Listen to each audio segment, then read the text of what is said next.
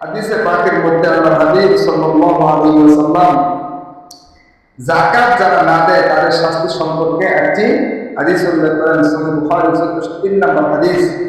عن أبي هريرة رضي الله تعالى عنه قال من أتاه الله مالا আল্লাহ তাআলা যাকে সম্পত্তি দান করেছেন ফালাম ইউআদ্দি যাকাতাহু সে যদি ওই সম্পত্তির যাকাত না দেয় মুসতিলা লাহু ইয়াউমাল কিয়ামাতি সুদান আকরা কাল কিয়ামতের দিন ওই সম্পত্তিকে আল্লাহ তাআলা সুদান আকরা একটা বিষধর সাপের রূপ দান করবেন।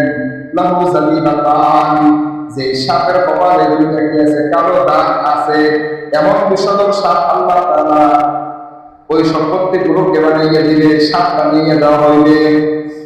ইউতাল্লাহু ইয়াউমাল কিয়ামাহ এবং সাপটাকে বানিয়ে তোমার গলার মধ্যে পেঁচাইয়ে দেওয়া হইবে। সাপটা গলার মধ্যে পেঁচাইয়ে দেওয়া হইবে।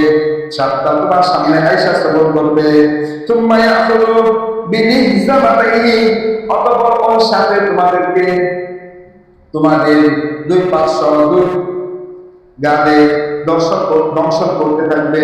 সাপে তোমাদেরকে দংশন করতে থাকবে আর বলতে থাকবে সুম্মা ইয়াকুল আনা মালুকা আনা কানজুকা আমাকে চিনতে পারছো কিনা, আমি কে?